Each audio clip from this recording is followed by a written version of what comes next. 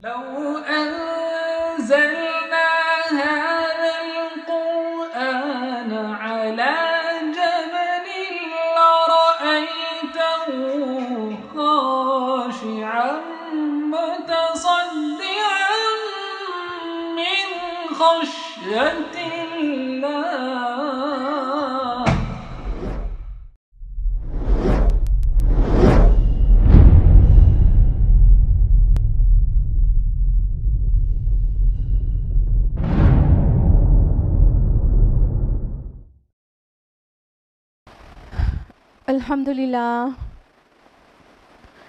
अल्हम्दुलिल्लाह रब्बिल आलमीन वस्सलातु वस्सलामु अला रसूलिहिल करीम व अला आलिहि व अस्हाबिहि अजमईन अम्मा बाद वअऊज़ु बिल्लाहि मिनश शैतानिर रजीम बिस्मिल्लाहिर रहमानिर रहीम शहरु रमज़ानल्लज़ी उन्ज़िला फ़ीहिल क़ुरआन हुदल लिन्नास व बय्यिनातिम मिनल हुदा वल फ़ुरक़ान।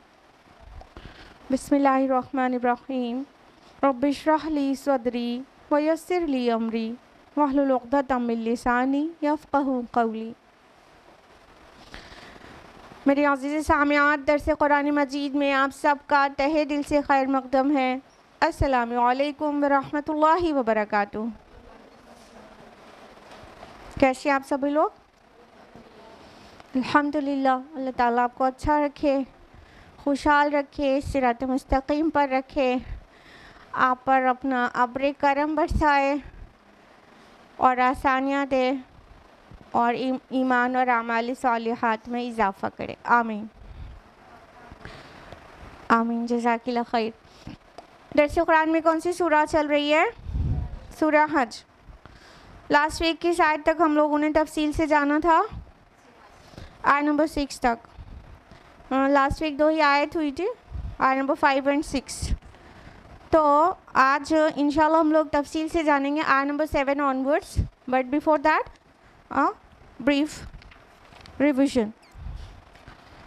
तो आयत नंबर 5 में अल्लाह ताला ने बहुत तफसील के साथ आखिरत के दलाइल दिए थे कि इन लोगों को इस बात पर शक होता है, बासे बादल मौत पर शक होता है।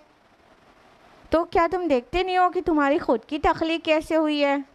पहले तुम कुछ भी नहीं थे, फिर तुम्हारे वालिदैन के जिस्म में नुतफ़े की शक्ल में उसकी बिगनिंग हुई, फिर उसके बाद नुतफ़े से अलक़ा बना मदर्स वूम में, और अलक़ा से मुदग़ा बना जो तख्लीक शुदा भी था, बग़ैर तख्लीक वाला भी था। फिर उसके बाद अल्लाह ताला ने तुमको इंसान जैसा निकाल कर बाहर ला दिया।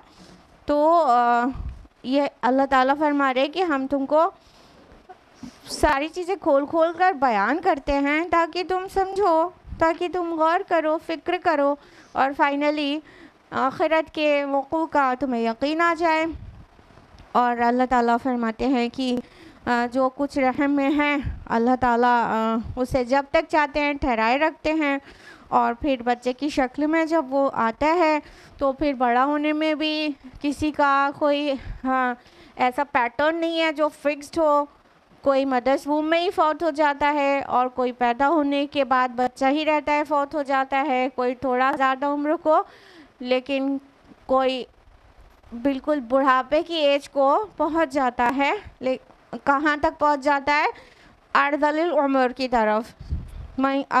वमिनकुम मन युरद्दु इला अर्ज़लिल उम्र, मतलब एकदम निकम्मी उम्र को, कि उस ज़्यादा वाली उम्र का नुकसान क्या है।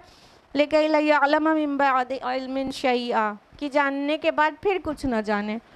इतना इल्म उलूम और फ़नून को हासिल करने के बाद फिर वो सब खो जाता है। समटाइम्स किसी बूढ़े लोगों को डिमेंशिया तक हो जाता है, कुछ याद ही नहीं रहता उन्हें। और फिर अल्लाह ताला इसी तरह फौत कर देता है उन्हें। और सिर्फ इंसानों की ही तख्लीक की मिसाल नहीं दी गई, बल्कि नबातात की भी मिसाल दी गई कि तुम देखते नहीं हो कि ज़मीन किस तरह से वीरान पड़ी रहती है, फिर उस पर अल्लाह ताला बारिश बरसाते हैं तो कैसा लहलहा उठती है, कैसा उसमें से बेजान ज़मीन से कैसी जानदार चीज़ें निकल पड़ती हैं और हर किस्म की तरोताज़ा चीज़ें उगा के रख देती हैं। अब ये जो मिसालें दी गई आय नंबर 5 में इंसान की तख्लीक की और नबातात की तख्लीक की, ये जो मिसालें दी गई इससे जो बातें निकल कर आ रही हैं वो आय नंबर 6-7 में बयान हुई हैं। तो आय नंबर 6 में था कि ये इसलिए कि अल्लाह ही हक़ है, यानी ये जो अल्लाह ताला ने ये मिसाल दी है वो इन चीज़ों को प्रूव करने के लिए, अभी तफसील से भी हम लोग जानेंगे, और ये कि वो मुर्दों को ज़िंदा करता है और ये कि वो हर चीज़ पर कादिर है। तो आय नंबर 6 तक यहाँ तक है। अब हम लोग आय नंबर 7 ऑनवर्ड्स तफसील से जानेंगे, जिसके लिए हमें यादें की भी ज़रूरत पड़ेगी पीछे की। आय नंबर 7 है औज़ु बिल्लाहि मिनश शैतानिर रजीम बिस्मिल्लाहिर रहमानिर रहीम व अन्नस्साअता आतियतुन ला रैब फीहा व अन्नल्लाह यबअसु मन फिल क़ुबूर, और ये कि क़यामत की घड़ी आकर रहेगी और इसमें कोई शक नहीं, और ये कि अल्लाह उठाएगा उनको जो कब्रों में हैं। यानी आय नंबर 5 में जो दलाइल दिए गए थे वो इन्हीं को साबित करने के लिए थे कि क़यामत आने वाली है, आकर रहने वाली है। इनफैक्ट आतिया वर्ड आया है जिसका माना होता है कि मतलब वो रास्ते में है, मतलब the day of judgement is on its way. रसूलुल्लाह सल्लल्लाहु अलैहि वसल्लम की हदीस भी है इसके मुतालिक कि मतलब मेरा अराइवल और डे ऑफ जजमेंट का अराइवल इस तरह है जैसे ये 2 फिंगर्स, इतना करीब है। यानी रसूलुल्लाह सल्लल्लाहु अलैहि वसल्लम की बिअसत हो गई तो अब क़यामत अब इतने करीब है, तो इतने नियर है कि ये एज्यूम कर सकते हैं कि something is on the way, अपनी जगह से कोई निकल चुका हो, रास्ते में हो और पहुंचने वाला हो। वो अंदाज़ है क़यामत के मुतालिक बयान का, आतियतुन ला रैब फीहा, वो आने ही वाली, पहुंचने ही वाली है, आपके दरवाजे को खटखटाने ही वाली है। ला रैब फीहा, जिसमें कोई शक शुबे की गुंजाइश ही नहीं है, क़यामत होनी शुदनी है। और ये कि अल्लाह ताला लाजिमन जो कब्रों में हैं उन्हें उठा कर निकालेगा, उन्हें खड़ा कर देगा, और यकीनन अल्लाह ताला इस चीज़ पर कादिर है। और अल्लाह की कुदरत के मुतालिक आय नंबर 5 में इतनी तफसील से बता दिया गया कि वो अल्लाह क्या क्या करता है, तो ये जो कहा जा रहा है वो क्यों नहीं कर सकता। ठीक है, फिर से अब इसको रिवाइंड करते हैं कि जो आय नंबर 5 में इंसानी तख्लीक के मुख्तलिफ मराहिल का बयान हुआ, फिर वेजिटेशन के मुतालिक जब बारिश बरसने के बाद किस तरह से मुर्दा ज़मीन से, सूखी हुई जड़ों से, कहीं दूर दराज सूखे दफन हुए ज़मीन के अंदर बीच से कैसा ज़िंदगी निकल आती है, ये जो मिसालें दी गई हैं उससे 5 चीज़ समझाना मकसूद है, 5 चीज़ को के लिए दलील देना मकसूद है। तो आय नंबर 6 में 3 चीज़ आई है। पहली बात ये कि अल्लाह ही हक़ है, ठीक है। दूसरी बात ये कि वो मुर्दों को ज़िंदा करेगा। तीसरी बात ये कि अल्लाह हर चीज़ पर कादिर है और इस चीज़ पर भी कादिर है। चौथी बात आय नंबर 7 में आई है कि क़यामत आने वाली है, बस आया ही चाहती है और इसमें कोई शक नहीं। और पांचवी बात ये कि अल्लाह पाक लाज़िमन मुर्दों को कब्रों में से निकाल कर ज़िंदा कर देगा। ये 5 चीज़ें हैं। किस तरह से ये इन 5 चीज़ों को समझाने के लिए आय नंबर 5 में दलील दी गई है उसको समझते हैं। पहली बात अल्लाह ताला दलील देना चाहता है इस मिसाल से आय नंबर 5 में जो है वो ये कि अल्लाह ही हक़ है। यानी तुम देखो अपनी तख्लीक के मुख्तलिफ मराहिल देखो, different stages of your creation, how Allah सुब्हानहू व तआला has created you and fashioned you in a beautiful way. उस पर गौर करो कि तुम अपनी उम्र को तसव्वुर करो, उस पर से 1 साल और बढ़ा लो। लाइक कोई 35 ईयर्स का है तो वो 36 साल पहले सोचे कि वो क्या था।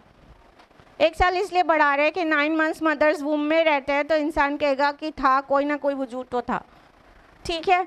तो वो मदर्स वूम वाला टाइम भी बढ़ा लेने के बाद हम कह रहे हैं कि 35 साल का इंसान सोचे 36 साल पहले उसका क्या वजूद था। वो कुछ भी एग्जिस्ट करता था दुनिया में? नहीं करता था। तो अल्लाह ताला ने किस तरह तुम्हारी तख्लीक की, तुमको क्रिएट किया, किस तरह? तुम्हारे वालिदैन खा रहे हैं साग सब्जी और गोश्त और फल, हाँ? माँ के पेट में ओवरी के अंदर ओव्यूल्स बन रहे, ओवम बन रहे हैं, और वालिद के टेस्टिस के अंदर स्पर्म्स बन रहे हैं।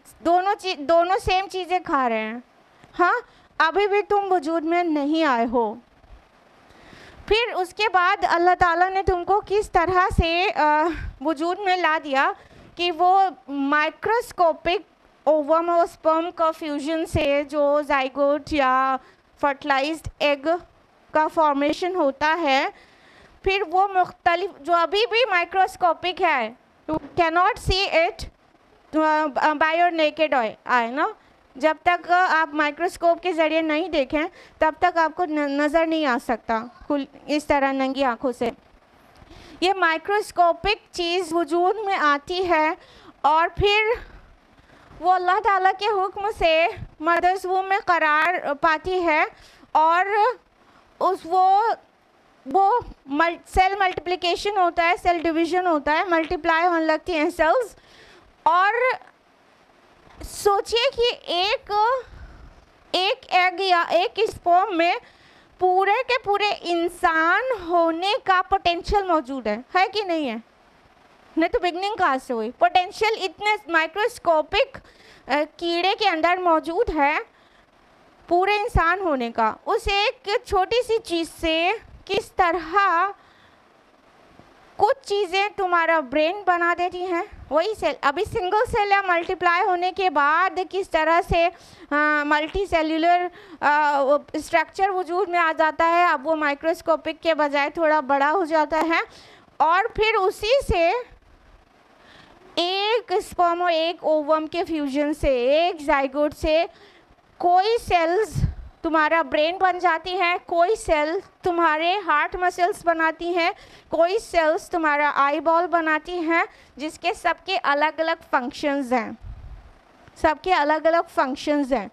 और अल्टीमेटली अप्रॉक्सीमेटली 9 मंथ्स पे एक जीता जागता पूरा कंप्लीटली फंक्शनल ह्यूमन बीइंग वजूद में आ जाता है।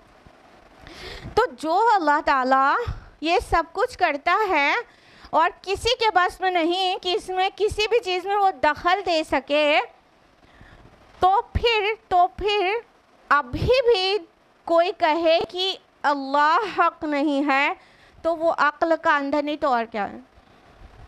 मतलब अपने क्रिएशन के डिफरेंट स्टेजेस पर गौर करने से पता चल जाता है सुभान अल्लाह, या अल्लाह आपकी ज़ात ही हक है। तो अल्लाह हक नहीं अगर अभी भी कोई कहे तो फिर उसके दिमाग का मसला है, उसे किसी मेंटल हॉस्पिटल में एडमिशन ले लेना चाहिए। दूसरी बात ये समझाई गई कि वो मुर्दों को ज़िंदा करेगा, ज़िंदा करता है। तो ये चीज़ भी तुम हर वक्त देख ही रहे हो कि मतलब ह्यूमन बीइंग खा रहा है जो कुछ, वो नॉन लिविंग थिंग खाता है ना। मतलब मीट भी खाता है तो वो डेड थिंग होती है ना, हाँ, अब तो डेड सेल हो जाती ना वो। और अरहर की दाल और गेहूं भी खा रहा है तो वो डेड सेल ही तो खा रहा है ना। लेकिन उससे उसके अंदर क्या चीज़ पैदा होती है जो एक ज़िंदा इंसान की तख्लीक कर देती है। तो और हमारे बॉडी के जो डिफरेंट एलिमेंट्स हैं वो भी नॉन लिविंग है। अरे हम किस चीज़ के बने हैं? डिफरेंट एलिमेंट्स ऑफ सॉइल जो हैं वही different elements of human body भी हैं। पोटेशियम, मैग्नीशियम, कार्बन, कैल्शियम, ये सारी चीज़ों से मिलकर ही तो हमारी बॉडी बनी है ना, यही एलिमेंट्स तो हैं। एक डॉक्टर जो भी अभी अंडर स्टडीज़ है वो भी हमारे दरमियान मौजूद है, सिस्टर आमिना, टीचर इन तकवा इस्लामिक स्कूल।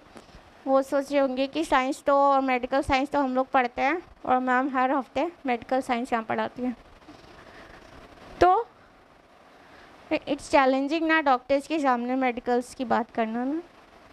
तो अल्लाह ताला जो इस तरह नॉन लिविंग, तुम्हारी बॉडी भी तो नॉन लिविंग एलिमेंट्स की बनी है ना, कैल्शियम, पोटेशियम, फास्फोरस, इन्हीं चीज़ की बनी है।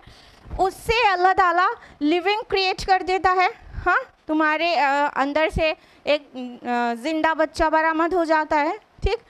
और फिर वेजिटेशन की जो मिसाल दी गई कि देखो ज़मीन में सूखी डेड पड़ी हुई जड़ें और कहीं सूखा हुआ बिल्कुल गुमनाम मिट्टी के अंदर दबा हुआ कोई बीज, अल्लाह ताला अपने अब्र करम उस पर बरसाता है कि वो पूरी ज़िंदगी लहलहा उठती है।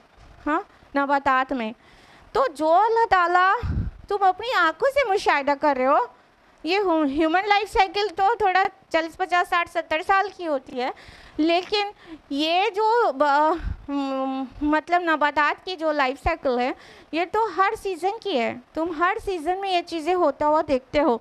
तो क्या वो अल्लाह मुर्दों को ज़िंदा नहीं कर सकता, जबकि तुम अपनी आंखों से मुशाहिदा कर रहे हो कि अल्लाह मुर्दे से ज़िंदा पैदा कर रहा है और ज़िंदे से मुर्दा भी। तो इसमें डाउट की क्या बात रह गई।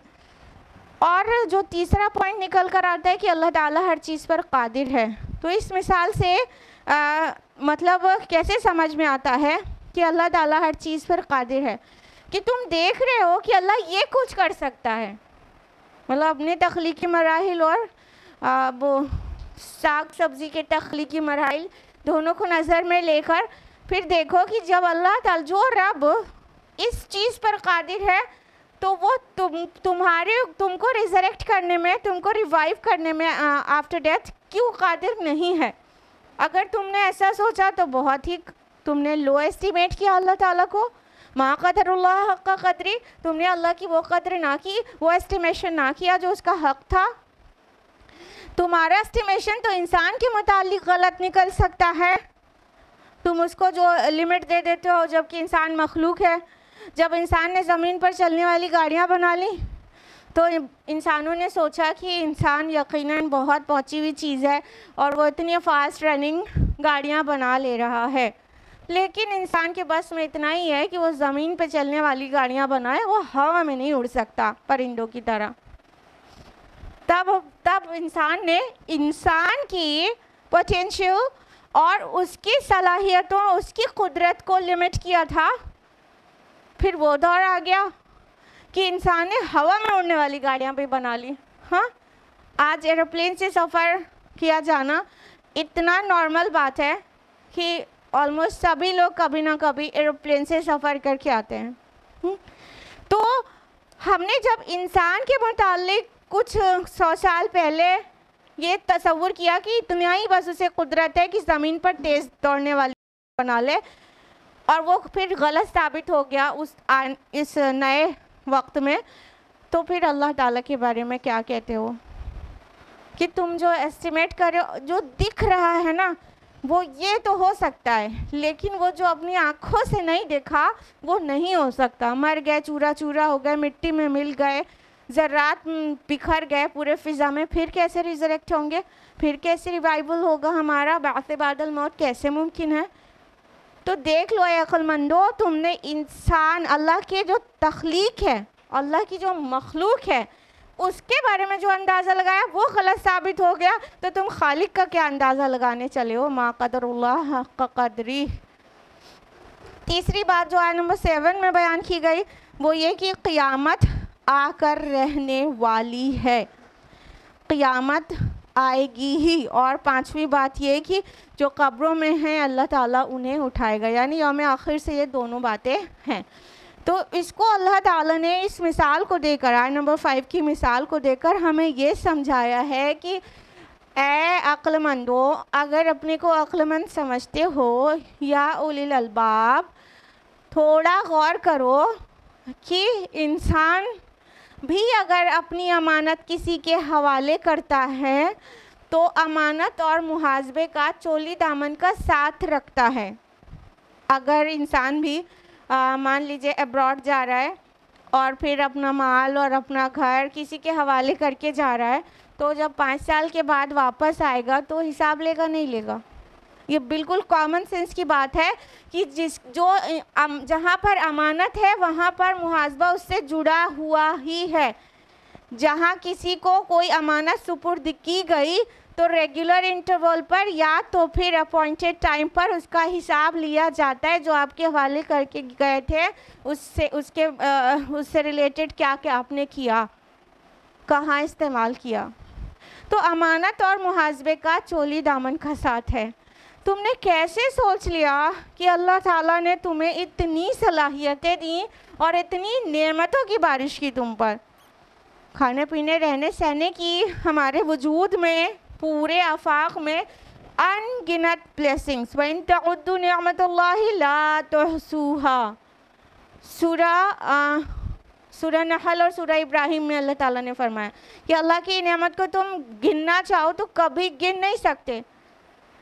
तो अनगिनत नेमतें तुमको बतौर अमानत देकर तुम्हारा कभी हिसाब नहीं लेगा, वो तुमने कैसे सोच लिया? It's really logical and it's really rational कि जो अमानतें दी गई हैं उसका कभी ना कभी हिसाब हो। सेकेंडली, तुम दुनिया में अच्छे काम करने वालों को अप्रिशिएट करते हो और गलत काम करने वालों को सज़ा देते हो। तुम्हारे यहाँ दुनिया में एक पूरा जुडिशरी सिस्टम है, अदलिया है, निज़ाम अदल है, सुप्रीम कोर्ट्स हैं, हाई कोर्ट्स, सुप्रीम कोर्ट है, हाई कोर्ट्स हैं, मिनी कोर्ट्स हैं।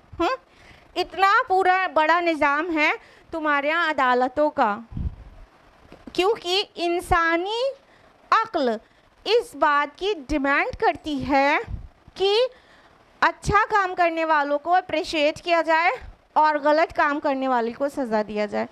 तो दुनिया में जब तुम्हारे नज़दीक बहुत सारी चीज़ें गलत और सही हैं और उसको तुम रिवॉर्ड और पनिशमेंट दुनिया में देते हो और तुम्हारा पूरा निज़ाम अदलिया उसके लिए खड़ा हुआ है, जिसमें लाखों लोग एम्प्लॉयड हैं और करोड़ों लोग उससे मुतासिर होते हैं, तो तुमने कैसे सोच लिया और ये तुम्हारी अक्ल को कैसे गवारा करेगा कि अल्लाह ताला बुरे भले को सबको मिट्टी में मिलाकर बराबर कर दे। किसी ने अपना ज़ब्त नफ्स किया, बहुत तक़वे के साथ परहेज़गारी के साथ ज़िंदगी गुजारी और हर जायज़ नाजायज़ तरीक़े से अपनी ख्वाहिश को पूरा नहीं किया। अक्ल तकाज़ा करती है कि उसको रिवॉर्ड दिया जाए, और किसी ने किसी भी अखलाकी पाबंदी में रहने के बजाय ना जाने कितने बुरे बुरे काम करके अपने नफ्स को पूरी तरह से तक़वियत दी, तो अक्ल तकाज़ा करती है कि उसको पनिशमेंट दी जाए। साथ ही किसी ने किसी का मर्डर किया, कितनों का हक मार लिया, किसी की ज़मीन हड़प ली, ना जाने क्या कुछ, बहुत सारे गुनाह, फिर मर गए, दोनों मिट्टी में मिल गए, बराबर हो गए। अक्ल किसी भी तरह, this is rational argument of day of judgement, अक्ल इस बात का तकाज़ा करती है कि एक दिन होना चाहिए इंसाफ वाला। अगर आप ये सोचने लगे कि हाँ हमारा जुडिशरी है तो हम तो इंसाफ कर लेते हैं, हम दे देते हैं सज़ा मुजरिम को, तो हमने बिल्कुल बहुत ही नाक़िस सोचा। इसलिए कि यू मस्ट हैव सीन कि हमारा जुडिशरी जो है वो सज़ा, एक मर्डर की भी वही सज़ा देगा और 60 लाख मर्डर्स की भी वही सज़ा दे सकता है टू दी मैक्सिमम। अब हिटलर ने 6 मिलियन ज्यूज़ को इंसिनरेट कर दिया और फिर उसके बाद चुपचाप जो है सुसाइड कर लिया। हाँ, क्या सज़ा दे पाए हम और आप, क्या सज़ा दे पाए उसको? बस उसके बाद मिट्टी में मिल गया, बराबर हो गया? नहीं, ये अल्लाह ताला है जो पूरी तरह से इंसाफ के साथ सज़ा दे सकता है, जज़ा दे सकता है। ये अल्लाह ताला की कुदरत ये है कि एक मर्डर करने वाले की सज़ा 1 गुनी और 60 लाख मर्डर करने वाले की सज़ा 60 लाख गुनी हो। जैसा कि सूरह निसा सूरह नंबर 4 आयत नंबर 56 में अल्लाह ताला ने फरमाया कि और जब उनकी मुजरिमों की खालें जहन्नम में मुजरिमों की खालें पक जाएंगी, जल जाएंगी, रोस्ट हो जाएंगी, तो हम उन पर फ्रेश स्किन को तब्दील कर देंगे ताकि जलने का मज़ा चखते रहें। ये अल्लाह के बस में है। एक बार जला दिया और फिर उसके बाद स्किन को चेंज कर दिया गया, क्योंकि जब स्किन बर्न हो जाएगी तो ये जो हमारे सेंस सेंसरी नर्व्स हैं वो डेड हो जाएंगी तो फिर दर्द का एहसास नहीं होगा, ठीक है, क्योंकि हमारे जो सेंसरी नर्व्स हैं वो स्किन में होती हैं। Besides brain our skin is responsible to feel something, ठीक है, पेन हो या कोई भी एहसास हो। तो ये जल के फिर से नई स्किन दे देना ये सिर्फ अल्लाह के बस में है। अल्लाह एक गुना और 60 लाख गुना सज़ा दे सकता है। तो ये बिल्कुल रैशनल है कि क़यामत आना चाहिए और एक फ़ाइनल दिन ऐसा होना चाहिए जिस दिन फ़ैसला हो। साथ ही वो दिन अक्ल इस बात की भी का तकाजा करती है कि वो दिन ऐसा होना चाहिए जब ये पूरा दुनिया का निज़ाम लपेट चुका हो, वाइंड अप हो गया हो, तब आए। क्योंकि कई लोगों के गुनाहों के रजिस्टर उनके मरने के बाद भी साल क़यामत तक खुले रहते हैं, सबको पता है। कोई बुरे काम का वो इनिशिएट कर दिया, उसके बाद या तो मिसलीड कर दिया, उसके बाद जनरेशन टू जनरेशन उसको फॉलो किया जा रहा है, तो उसी के इनिशिएट किए हुए तो गलतियां और गुनाह हैं जो आगे के लोग भी कर रहे हैं, तो अभी उसका रजिस्टर तो बंद नहीं होना चाहिए क़यामत तक। मतलब एक दिन ऐसा हो कि जब सब कुछ हो जाए। इसी तरह कोई अच्छा काम जिसने कर दिया उसके अच्छे असरात भी क़यामत तक बाकी रहे। तो अक्ल इस बात की भी तकाजा करती है कि जो अदल वाला दिन हो, जो इंसाफ वाला दिन हो, जो डे ऑफ जजमेंट हो, वो ये सबका अमल जो है जब पैकअप हो जाए तभी आए, तभी उसे कंप्लीट रिवॉर्ड या पनिशमेंट दिया जा सकता है। क्लियर? तो वो दिन है, अक्ल इसका तकाजा करती है, होना चाहिए, इसलिए वो दिन आकर रहेगा। और अल्लाह ताला बिल्कुल बिल्कुल इस बात पर कादिर है कि तुमको जिला उठाए और तुमसे अपना जो कुछ तुम्हारे हैंड ओवर किया था, time, skills, money, blessings, everything, उसका मुहासबा करे। और जिसको रिवॉर्ड मिलना चाहिए, अच्छे अच्छे काम किया था उसने, उसको रिवॉर्ड दे जन्नत की शक्ल में, और जिसने बुरे बुरे काम किया था उसको पनिशमेंट दे जहन्नम की शक्ल में। तो किताब से लेके अक्ल तक इस चीज़ का डिमांड करती है कि डे ऑफ जजमेंट होना ही चाहिए। हम सबको अगर मालूम है तो मालूम होने से कुछ नहीं होता, हमें कुछ रैशनल और लॉजिकल आर्ग्यूमेंट्स याद रखना चाहिए ताकि जो ईमान नहीं रखते उनको हम दावत दे सकें सही से कि ये बिल्कुल होने वाली चीज़ है और होना ही चाहिए। किताब को यानी कुरान को साइड में रख के भी आप साबित कर लें कि क़यामत आएगी और हिसाब किताब होगा। आय नंबर 8 है वमिनन्नास मन युजादिलु फिल्लाहि बिगैरि इल्मिन वला हुदन वला किताबिन मुनीर। और लोगों में ऐसा भी है कोई जो अल्लाह के बारे में झगड़ता है, हालांकि ना उसके पास इल्म है और ना कोई हिदायत है और ना रोशन किताब।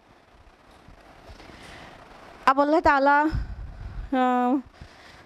उन लोगों के बारे में बात कर रहे हैं जिनके पास ना तो इल्म होता है, ना हिदायत और ना ही कोई इल्यूमिनेटिंग बुक, जो रोशन किताब हो, जो जिस बुनियाद पर वो अपनी बात में बहस करे। तो क्या ऐसे लोगों को हमने और आपने नहीं देखा जो सिर्फ बहस मुबाहिसे में पढ़ते हैं और baseless, without any solid argument, बेबुनियाद, बग़ैर इल्म के बहसें करते हैं। ये उन लोगों के बारे में है कि कुछ लोग ऐसे भी होते हैं जिनके पास कोई इल्म नहीं है, नॉलेज नहीं है, ऑथेंटिक सोर्स से कोई नॉलेज नहीं है, वला हुदन, और ना ही कोई हिदायत है। हिदायत रसूल के माना में भी ले सकते हैं कि रसूल के कोई मैसेज हो उसके पास, वो भी, या तो हिदायत समटाइम्स हुदा वर्ड ऐसे भी आता है, रैशनल थॉट के बारे में भी आता है कि कोई दलील अक़ली हो उसके पास। हुदा वर्ड कुरान हकीम में ऐसी जगहों पर भी यूज्ड है कि अक़ली दलील, एटलीस्ट जो बात कर रहा है अक़ल के साथ कर रहा है, रैशनल थॉट है उसके पास अपनी बात को कहने की। तो ना ही उसके पास कोई रैशनल थॉट है, अक़ली दलील है, रैशनल आर्ग्यूमेंट है, और ना ही रसूल की लाई हुई हिदायत है, और ना ही उसके पास कोई किताब है, कोई आसमानी किताब जिससे वो साबित कर सके वो जो कह रहा है वो सही कह रहा है, और इस किताब में ऐसा मेंशन्ड है, आसमानी किताब वही के ज़रिए जो आई हो। तो कुछ लोग ऐसे भी हैं जो ये काम करते हैं, और हमारी सोसाइटी में भी भर भर के हैं ऐसे लोग जो बहसें करने में बहुत माहिर हैं, जबकि ना ही उनके पास ऑथेंटिक नॉलेज होती है, ना वो इतने माइंडेड होते हैं कि वो रैशनल थॉट के साथ बात करें, और ना ही इल्मुल वही उनके पास होता है कि कम अज़ कम अल्लाह ने जो रोशन किताब नाजिल की है, एट प्रेजेंट कुरान मानेंगे, उससे पहले के पीरियड्स में जब दूसरी किताबों में कोई मिलावट नहीं हुई थी तो वो भी रोशन किताबें थीं अपने अपने दौर की, जैसे तौरात, इंजील वगैरह। तो ये लोग भी ऐसे हैं जो बहस करते हैं, झगड़ा करते हैं अल्लाह के बारे में, जानते कुछ नहीं है, बहस करने लगते हैं। ये कौन लोग होते हैं? ये कौन लोग होते हैं? ये वो होते हैं जिनके दिल में तकब्बुर होता है, मुतकब्बिर लोग होते हैं। अल्लाह ताला ने सूरा मुमिनून में फरमाया कि ये लोग बग़ैर दलील के अल्लाह के बारे में झगड़ा करते हैं, और इनके दिलों में किब्र है, तकब्बुर है, जिसकी वजह से ये झगड़ा करते हैं। यानी वो अपनी अना में रहते हैं, जो मैं कह रहा हूँ बस वही मेरी मानो, बहस करते हैं, झगड़ा, जिदाल, डिबेट, कि वो सही साबित हो जाए, वो डोमिनेट कर जाए बस किसी तरह। तो उनका मकसद ये होता है। तो मकसद जो है वो अंदर से क्या आ रहा है? तकब्बुर आ रहा है ना, बड़ाई अपनी, वो अपनी बड़ाई चाहते हैं, इसलिए अपनी बात को साबित करना चाहते हैं। हालांकि ना ही उनके पास अक्ली दलील है ना नकली दलील है। अक्ली दलील मतलब वो रैशनल थॉट के हों, नकली दलील मतलब उनके पास कोई किताब हो, नकल करें वहाँ से, हाँ, कोई भी चीज़ नहीं, बस अपनी अना, अपनी शान, अपने किब्र में वो बहसें करते हैं। तो ऐसे भी लोग होते हैं जो अल्लाह के बारे में झगड़ा करते हैं, जबकि उन्हें ऑथेंटिक नॉलेज नहीं होती, अक्ल शऊर नहीं होता, और ना ही अल्लाह की किताब का इल्म होता है जिसको वो प्रूफ के तौर पर पेश करें कि देखो मैं जो बात कह रहा हूँ वो यहाँ से टेकन है। तो ये लोग पूरी तरह से मुतकब्बिर लोग हैं, एरोगेंट पीपल हैं, जिनके दिल में किब्र है, एरोगेंस है, बड़ाई है। और पता है ना, जिसके अंदर राई के दाने बराबर भी किब्र होगा वो जन्नत में नहीं जाएगा। Everybody knows. सही मुस्लिम की हदीस है। साहबा ने सवाल किया, या अल्लाह के रसूल, हमें से हर कोई ये पसंद करता है कि उसका लिबास और उसका जूता अच्छा हो, तो क्या ये भी किब्र है? तो हमारे प्यारे नबी सल्लल्लाहु अलैहि वसल्लम ने कैसा वेरी वेल एक्सप्लेन किया कि वल्लाहु जमीलुन युहिब्बुल जमाल। नहीं नहीं, अल्लाह खूबसूरत है और ख़ूबसूरती को पसंद करता है। ये किब्र नहीं, ये तकब्बुर, एरोगेंस नहीं है कि तुम कोई अच्छे लिबास पहन लो या अच्छे जूते। हाँ, ये सबको पसंद है, अल्लाह को खुद खूबसूरती पसंद है। लेकिन तकब्बुर क्या है कि तू हक को ना हक करे, या तो फिर किसी को नीचा जाने। यानी जब हक बात पेश किया जाए तो कहते ये चले हमको सिखाने, जुमा 8 दिन हुआ, चले आइए हमको सिखाने, हमको नहीं सिखा सकते। ये किब्र है, किसी से ना मानना, किसी कोई हक पेश कर रहा है उसको रिजेक्ट कर देना, ये हमको सिखाएंगे, हाँ हाँ, ये किब्र है। और किब्र क्या है? तकब्बुर वो ये कि किसी को हकीर जाने।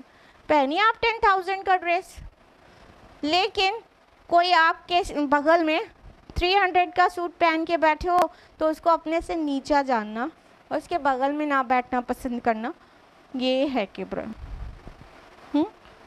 तो अल्लाह के रसूल सल्लल्लाहु अलैहि वसल्लम ने वाज़ेह कर दिया कि तकब्बुर क्या है। तो ये वो लोग होते हैं जो बहसें करते हैं, ये मुतकब्बिर लोग होते हैं, उनके दिल में छुपा होता है एरोगेंस। अल्लाहुम्मा ला तजअलना मिनहुम, आमीन। आयत नंबर 9, तानिया इत्फिही लियुदिल्लाहु सबीलिल्लाह, अपनी करवट मोड़ कर चल देता है ताकि लोगों को अल्लाह के रास्ते से गुमराह करे। लहू फिद दुनिया ख़िज़्युन व नुज़ीक़ुहु यौमल क़ियामति अज़ाबल हरीक़, उसके लिए दुनिया में रुसवाई है और क़ियामत के दिन हम उसे जलाने वाले अजाब का मज़ा चखाएंगे। सानिया इत्फ़ी, इत्फ़ी जो इत्फ़ मीन्स होता है मतलब करवट या पहलू। सानिया इत्फी, आप सभी को पता है सना, इसना, सानी दूसरे को कहते हैं, ठीक है। तो जो इंसान पीठ मोड़ ले, जो इंसान अपनी पहलू मोड़ ले और उसको दोहरा कर ले, यानी टर्न हो जाने के मानों में है कि कोई हक बात कोई पेश कर रहा है और टर्न हो जाए तकब्बुर से, चलो चलो तुम्हारे, चल फिर चले आए सुनाने के लिए, अपनी पास रखो, इस तरह उसका मंजर कशी की गई। सानिया इत्फी, तकब्बुर के साथ, out of arrogance he turned away, वो मुड़ गया, अपनी पीठ दिखा दिया, अपने पहलू को डबल कर लिया, मोड़ लिया। कि ये मुल्लाट लोग तो बस जहाँ होते हैं शुरू हो जाते हैं, ये मुल्लानियों का तो काम ही यही है। मुड़ गए, टर्न हो गए, हाँ, और तकब्बुर के साथ, और साथ ही अल्लाह के रास्ते से लोगों को गुमराह करते, खुद ही नहीं रुके हक को कबूल करने से, बल्कि बाकियों को भी मिसलीड कर रहे हैं, मिसगाइड कर रहे हैं कि अरे भैया इनके चक्कर में पड़ोगी तो कहीं की नहीं रहोगी, अभी ये भी ये हराम वो हराम सब हराम बता देंगी, तो इनकी बात मत मानो। औरों को मिसगाइड करने भी लगते हैं। इससे ऊपर उनका जिक्र था जो खुद मिसगाइडेड हैं, और यहाँ पर उनका जिक्र है जो खुद तो मिसगाइडेड है ही, साथ में दूसरों के को भी अपने साथ मिसगाइड करते हैं, दूसरों को भी बहकाने में कसर नहीं छोड़ते हैं, अल्लाह की राह से दूसरों को गुमराह करते हैं कि वो भी अल्लाह की राह पे ना चलने पाए। ये ड्यूटी किसकी थी एक्चुअली? गुमराह करने की, अल्लाह के रास्ते पे ना चलने देने की किसकी ड्यूटी है? शैतान की, इब्लीस की। तो इब्लीस की औलाद वाले जो शैतान है वो तो करते ही करते हैं, लेकिन इंसानों की जो औलाद हैं, औलाद आदम में से भी शैतान कुछ ऐसे हैं जो ये ड्यूटी उन्होंने ले ली है, वो भी शैतान के एजेंट्स हैं, दूसरों को गुमराह करते हैं, हक पर नहीं चलने देते। उनके बारे में अल्लाह ताला ने फरमाया कि उनके लिए दुनिया में भी रुसवाई है, जो बहकाते हैं लोगों को, खुद भी बहके हुए हैं, दूसरों को भी, दुनिया में भी रुसवाई है, दुनिया में भी इज्जत की ज़िंदगी उनको नहीं देंगे, आबरू वाली ज़िंदगी नहीं देंगे, और क़यामत के दिन अज़ाबल हरीक़, हारा क़ाफ से हरीक़, इसका मतलब होता है जला देना, तो जला देने वाला ज़िल्लत वाला अज़ाब होगा उनको दुनिया से लेके आखिरत तक। अल्लाहुम्मा ला तजअलना मिनहुम, आमीन। आयत नंबर 10 है, ज़ालिका बिमा क़द्दमत यदाका व अन्नल्लाह लैसा बिज़ल्लामिल लिल अबीद, और उसे कहा जाएगा कि ये सब कुछ तेरे अपने हाथों की करतूतों की वजह से है, और ये कि अल्लाह अपने बंदों पर जुल्म करने वाला नहीं है। यानी अगर वो जहन्नम रसीद हो जाता है कोई भी, तो इसकी वजह ये नहीं होगी कि अल्लाह ताला ने उस पर जुल्म कर दिया, माज़अल्लाह सुम्मा माज़अल्लाह, बल्कि ये उसे वाज़े कर दिया जाएगा कि जो कुछ तुम कारनामे दुनिया में कर कर आए हो उसकी वजह से तुमको अजाब हो रहा है, ना कि अल्लाह ताला तुमको जलाना चाहता और अजाब देना चाहता, या तुमको तुम्हारे पर जुल्म करने का इरादा रखता था। अल्लाह ताला हम पर कितना रहीम और शफीक है, और हमें किस दर्जे जहन्नम से बचाना चाहता है, कुरान मजीद में इसकी मिसालें भरी पड़ी हैं, भरी पड़ी हैं। देखिए, अगर अल्लाह ताला को हमारी हिदायत के लिए कोई कंसर्न नहीं होता तो वो क्यों रसूलों को भेजता? किसके लिए भेजा? क्यों किताबों को नाजिल करता? किताबों में इतनी वाज़े दलाइल और इतने एग्जाम्पल्स दे देकर हमें क्यों समझाता रहता? उस दिन जिसको जिसको रिग्रेट होगी उसकी पूरी पिक्चर यहाँ पर दिखाकर उन्हें उस रिग्रेट से बचने के लिए क्यों बार बार तफहीम करता रहता? अल्लाह ताला बिल्कुल नहीं चाहते कि उसके प्यारे बंदे, जी हाँ हम प्यारे बंदे कह रहे हैं, कि वो जहन्नम में जाएं। अल्लाह ताला अपने बंदों से बहुत ज़्यादा मोहब्बत करने वाले हैं, और ये कहा जाता है ना 70 माओं से ज़्यादा अल्लाह मोहब्बत करता है। ये बहुत ही बड़ी हिमाकत है, यू नो। अल्लाह ताला की रहमत को लिमिट कर रहे हैं, सिर्फ माँ की मोहब्बत से 70 गुना करके बस। अल्लाह के नबी सल्लल्लाहु अलैहि वसल्लम ने तो इस बारे में ये कहा है ना कि अल्लाह ताला ने रहमत के 100 हिस्से किए। एक हिस्सा दुनिया, पूरी दुनिया में सबके अंदर जो भी रहमतें और मोहब्बतें हैं वो 99 के 100 पार्ट का 1 पार्ट है और 99 अल्लाह ताला के पास है। तो यहाँ जितनी माएँ हैं, जितने हैवान हैं, जितने परिंदे हैं, सब एक दूसरे पे रहमत करते नहीं करते? माएँ अपने बच्चों के लिए कितना प्यार करती हैं और उनकी कितना प्रोटेक्शन करती हैं, कितनी रहमत होती है, कितनी ममता होती है, अगर सुटेबल वर्ड बोलें तो ममता। हाँ, तो ये सारी दुनिया की सारी माएँ, चाहे इंसानों की हो, चाहे जानवरों की हो, चाहे परिंदों की, कोई भी, वो सारी माएँ और लोग एक दूसरे के रिश्तेदार होते हैं, एक दूसरे पे कितनी रहमत करते हैं, मोहब्बत करते हैं। वो सब तो अल्लाह ताला के रहमत के 100 हिस्से का एक है। वो पूरा मिला लो तो एक बनेगा, आदम से लेके क़यामत तक पूरा मिला लो तो एक हिस्सा, उसको 99 और मिला लो तो वो अल्लाह ताला के रहमत का वो भी मतलब ये समझाने के लिए बात बताई गई, वरना we can't imagine at all. तो अल्लाह ताला इतना रहीम है, क्यों अपने बंदों को आग में डालेगा? आग में जाने वाला निहायत बदबख्त, इंतहा दर्जे का सरकश और नाफरमान होगा। अल्लाह ताला ने हर तरह से राह हिदायत वाज़े कर दी है हर एक के लिए, और वो सामान कर दिया है कि वहाँ से हिदायत ले ले। लेकिन इंसान है कि हिदायत लेना चाहता ही नहीं है, किताबुल्लाह समझकर उसे पढ़ना नहीं है, दायान इस्लाम पुकार पुकार कर उसे हक़ की तरफ बुला रहे हैं, उसे सुनकर देना नहीं है। उसको तो बस शैतान के साथ उसकी गहरी दोस्ती है, और अल्लाह ने कुरान में बार बार डिक्लेयर किया इन्नहु लकुम अदुव्वुम मुबीन, और तुम्हारा खुला हुआ दुश्मन है। He is your open enemy, open enemy. लेकिन हमको उस एनिमी से फ्रेंडशिप करनी है तो फिर वो इंतहाई बदबख्त आग में जाएगा और कोई नहीं जाएगा। तो जिसने इतने आफाक में, अनफुस में और किताब में, रसूलों की तालीमात में हर जगह हिदायत की चीज़ें भरी पड़ी हैं, लेकिन उसके बाद भी ना देखे तो आग में जाएगा। अल्लाह ताला ने जुल्म नहीं किया अपने बंदों पर, वो जुल्म नहीं करना चाहता, उसका इरादा हरगिज़ भी जुल्म करने का नहीं है। आयत नंबर 11 है वमिनन्नासि मन यअबुदुल्लाह अला हर्फ, और लोगों में से कोई वो भी है जो अल्लाह की इबादत करता है किनारे पर रहकर। फ़इन असाबहु खैरुन इत्मअन्न बिही, तो अगर उसे कोई फ़ायदा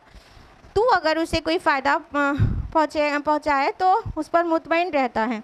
वइन असाबतु फितनतुन इनक़लबा अला वजही, और अगर उसे कोई आजमाइश आ जाए तो अपने मुंह के बल उल्टा फिर जाता है। खसिरत दुनिया वल आखिरा, वो खसारे में रहा दुनिया में भी और आखिरत में भी। ज़ालिका हुवल खुसरानुल मुबीन, यही तो खुला खसारा है। अब देखिए ये बहुत ख़ास लोगों का ज़िक्र हो रहा है, टाइप ऑफ पीपल आप रिकग्नाइज करिएगा। अल्लाह ताला फरमा रहे हैं लोगों में से कोई ऐसा भी है जो अल्लाह की इबादत करता है अला हर्फ, किनारे किनारे। कौन अल्लाह की इबादत करता है किनारे पे रह के? एग्जैक्टली, माशाअल्लाह। अल्लाह ताला आपके इल्म और फ़हम में इजाफ़ा करे। बग़ैर वर्ड मुनाफिक का इस्तेमाल किए गए, यहाँ पर मुनाफिकाना किरदार की एक पिक्चर स्केच की गई है कि और ऐसे भी लोग होते हैं जो अल्लाह की इबादत किनारे पे खड़े रह के करते हैं। समझ आ रहा है किनारे पे खड़े रह के करने का क्या मतलब है? आप लोग को अपने आप समझ में आ रहा है? बताइए। बताइए। किनारे पे ऑफ कोर्स खड़े रहने का मतलब ये है जैसे कोई जंग में एकदम बॉर्डर लाइन पे खड़ा रहे तो किस लिए खड़ा रहेगा कि जब जीत होने लगेगी तो उधर लुढ़क के उनके साथ हो के मतलब माले गनीमत में से अपना हिस्सा लगा लेंगे, और अगर हारने लगे तो इधर से खिसक जाएंगे। पानी पे किनारे पे खड़े रह के कोई इंसान कोई भी एक्टिविटी करे जो कि बेस्ट होनी थी बीच में मझधार में जाकर, तो वो नहीं करेगा। कहीं डूब गए तो किनारे पे खड़े रहो, फ़ायदा होगा तो फिर दौड़ के उधर चले जाएंगे, नहीं वो लोग डूबने लगे तो हम इधर से निकल जाएंगे। तो ये मुनाफिकाना रविश है, इधर भी बना के रखो, इधर भी बना के रखो, फ़ायदा जिधर का होगा उधर लुढ़क जाना। आगे वाज़े किया गया, फ़ैन असाबहु खैर इत्माअन्नु बिही, अगर कोई फ़ायदा पहुँचे तो उस तरफ हो जाते हैं, उस पर मुतमईन होने लगते हैं, और कोई नुकसान पहुँचे तो फिर मुंह के बल उल्टे फिर जाते हैं। यानी वो अपने लिए दूसरे रास्ता भी तो बना के रखते हैं कि कुछ भी मतलब सेक्रीफाइस का टाइम आया तो सेक्रीफाइस नहीं दे सकते, हम कुर्बानी नहीं दे सकते। हाँ, कुछ मिलने का वक्त आया तो उनके साथ हो के, अरे आपने तो देखा ही है, हम तो आपके हमेशा के साथी, आपके मददगार, आपके खैर ख़्वाह हैं, हमेशा आपकी तारीफ़ करते थे हर एक से, फ़ौरन उधर आके मिल जाए। जबकि इस्लाम क्या तकाज़ा करता है, दीन इस्लाम अपने मानने वालों से ये तकाज़ा करता है कि वो जब कह दे ला इलाहा इल्लल्लाह मुहम्मदुर रसूलुल्लाह तो फिर किसी चीज़ से ना डरे और अपनी जान अपना माल सब कुछ लेके हाजिर हो जाएं। फिर अब जो हो सो हो, जो भी अब होना है हो जाए, हर चाहे बादा बाद। अब तो इस राह में चलकर जो भी बर्दाश्त करना पड़ेगा करेंगे। जब ओखली में सर दे दिया है तो धमक से क्या डरना। अब कह दिया ला इलाहा इल्लल्लाह मुहम्मदुर रसूलुल्लाह तो इसके सारे तकाज़ों को पूरा करेंगे, चाहे जितनी कुर्बानियाँ देनी पड़े। ना कि ये मुनाफिकाना अंदाज़ कि कुर्बानी देने के टाइम उधर हो लिए और रिवॉर्ड मिलने के टाइम साथ में आ गए।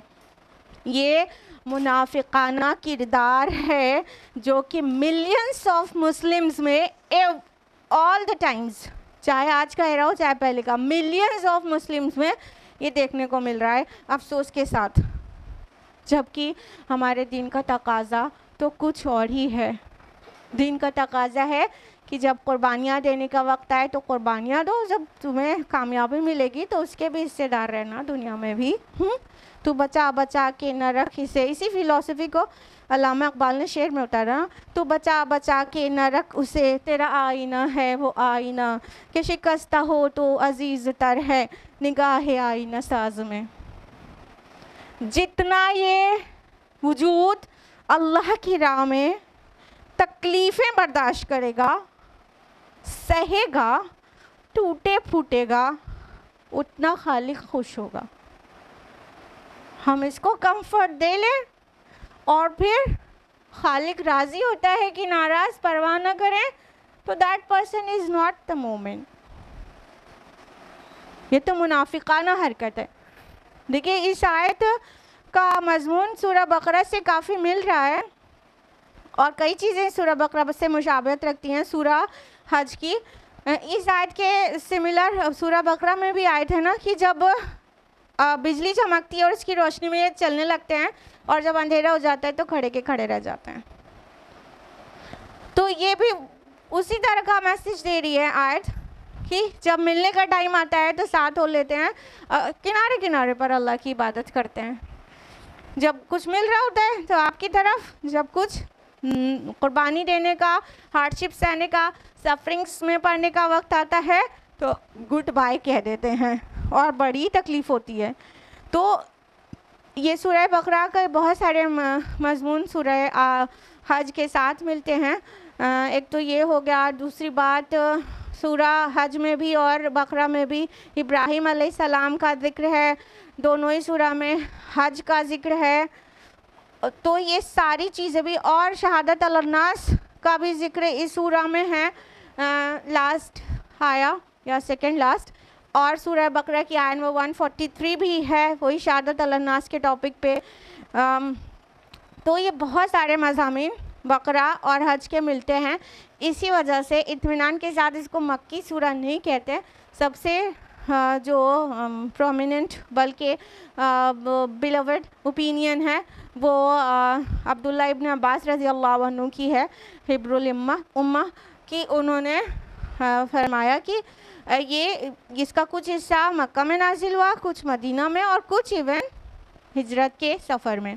तो सब तरह के रंग इस सूरह में मिल जाएंगे।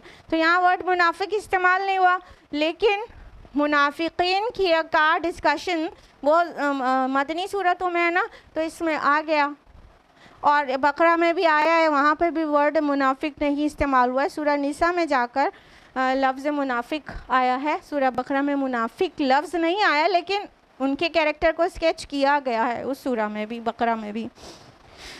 इसी आयत में आगे अल्लाह ताला कहते हैं ऐसे मुनाफिकाना जो किरदार के लोग होते हैं, जो दो मुँहे होते हैं, जिधर का फ़ायदा देखते हैं उधर रहते हैं और मसलहत पसंद होते हैं, को कहते हर बात को मसलहत बताकर हिकमत बताकर हर चीज़ करते हैं। उनके लिए क्या है? खसरत दुनिया वाला आखिरा, दुनिया का भी नुकसान और आखिरत का भी। अब बताइए दोनों नुकसान कैसे हो गया? आखिरत का तो नुकसान है ही, इन्नल मुनाफिकीन फी दर्किल अस्फली मिनन नार, मुनाफिकीन जहन्नम के सबसे निचले दर्जे में है। सूरह निसा सूरह नंबर 4 नंबर 145। लेकिन दुनिया का नुकसान कैसे हो गया बताइए? आप लोग सोचिए जल्दी से, कोई बता पाएगा जल्दी से? बिल्कुल, देखिए दुनिया का नुकसान ऐसे है मुनाफिकीन को। पहले काफिर की मिसाल समझिए। काफिर क्या होता है? रिजेक्ट कर देता है, बिल्कुल ठीक है, हक को रिजेक्ट कर देता है और दुनिया को पूरी तरह से कबूल कर लेता है। तो कम से कम दुनिया का मज़ा तो मिल ही जाता है, उसको मिल जाता है। दुनिया उसने पसंद कर लिया, आखिरत को उसने रिजेक्ट कर दिया, अल्लाह की बात मानने से इनकार कर दिया और वर्ल्डली बेनिफिट्स को उसने अपना मकसद हयात बना लिया। तो उसे दुनिया में तो मज़ा मिलता ही है ना, कम से कम जो लग्जरीज़ और जो भी वो नफ्स की जो इताअत से जो लज्जत उन्हें मिलती है, दुनिया की तो मिल ही जाती है।